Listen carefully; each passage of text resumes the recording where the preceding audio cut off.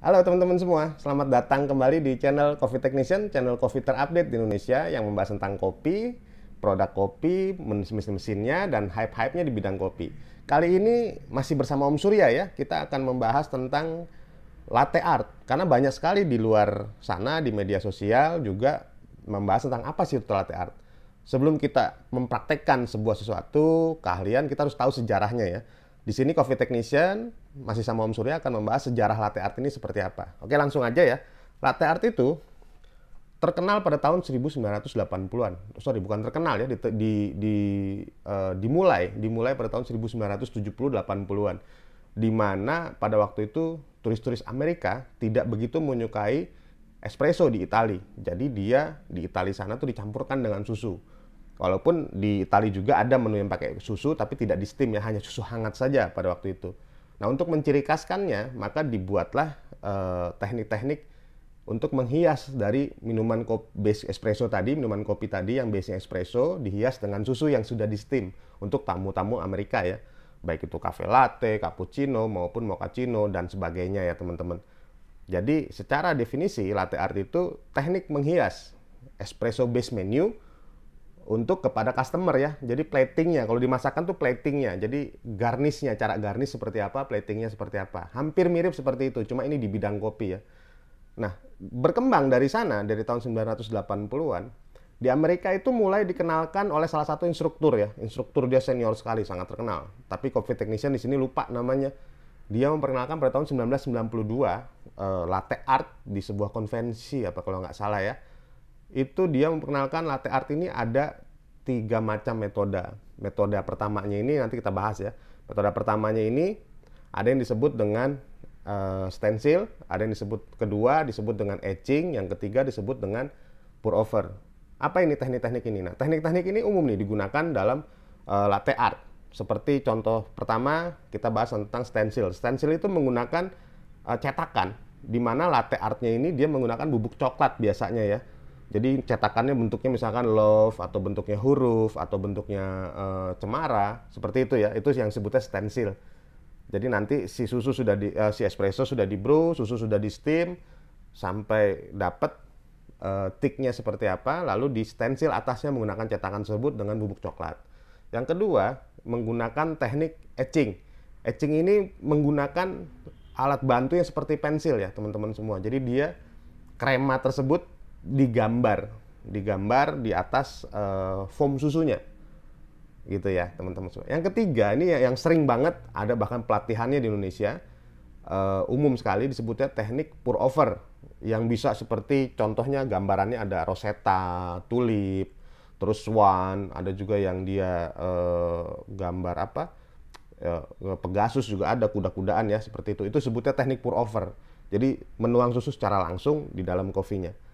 Gitu ya teman-teman semua. Jadi latte art ini hampir seperti ilmu lanjutan ketika kita sudah mengetahui dasar dari setiap menu ya teman-teman semua. Perlu nggak dipelajarin menurut Coffee Technician? Jadi gini, semua ilmu itu sangat perlu dipelajari gitu. Tapi kita harus tahu urutannya atau rentetan ilmu ini. Bagaimana kita mau belajar latte art kalau kita tidak tahu si espresso base menunya ini, atau bahkan ada yang sebutnya ristretto, ada yang sebutnya lungo ya, banyak ya. Jadi memang ada tahapan-tahapan ketika kita belajar.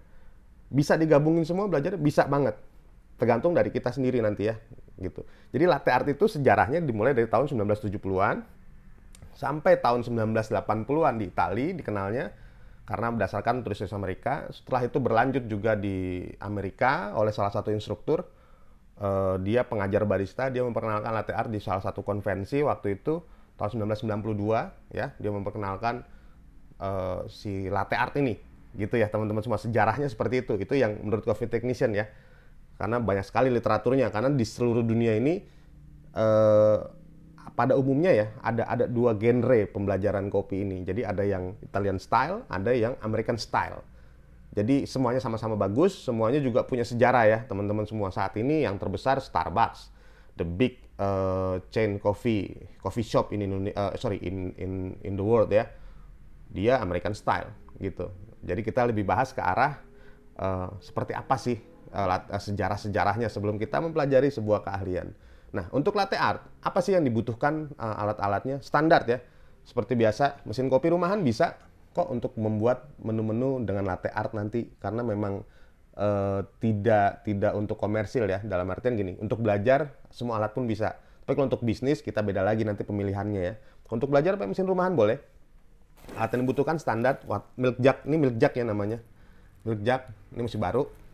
Kita jual ada di toko Coffee Technician, karena memang Coffee Technician juga punya toko ya, bahan baku untuk bakery, resto, cafe, catering ya. Coffee Technician punya tokonya.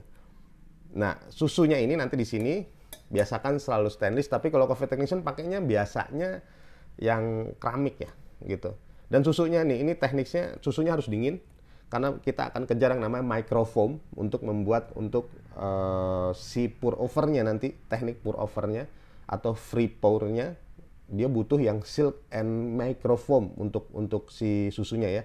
Jadi kita bisa pour over seperti itu ya.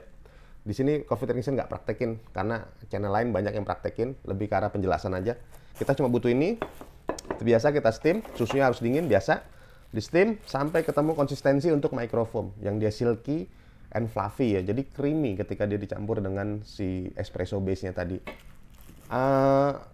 Perlu nggak sih kita setiap saat tuh dalam membuat sesuatu pakai latte art? Kalau dibilang perlu, dibilang tidak, iya standar aja sih ya. Jadi gini, semua kembalikan ke diri kita. Kita membuat latte art ini tujuannya apa? Kita mau cari, kalau dalam bisnis kita mau cari omset, apakah latte art ini mempercepat omset, menambah omset kan gitu?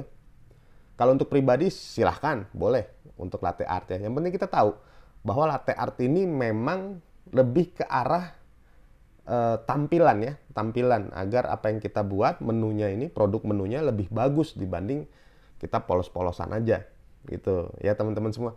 Jadi latte art sudah jelas, sejarahnya ada, yang memperkenalkan pun jelas sekali, salah satu instruktur di bidang kopi, dia sudah sangat-sangat senior, dan saat ini bahkan sudah ada metode-metode bagaimana membuat latte art, kursusnya ya. Kursus juga ada, perlombaannya juga ada. Semua kembali ke teman-teman. Mau belajar latte art boleh.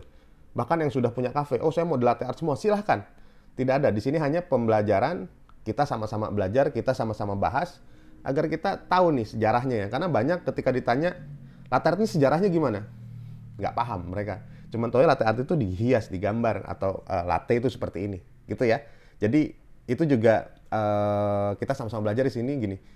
Karena banyak sekali Coffee Technician ketemu kalau lagi setting dengan klien, barista yang mereka memfokuskan untuk latte art, di mana akhirnya kecepatan dalam pelayanan ketika kepada tamu ya, dalam komersil terutama, ketika dalam pelayanan akhirnya menjadi lambat.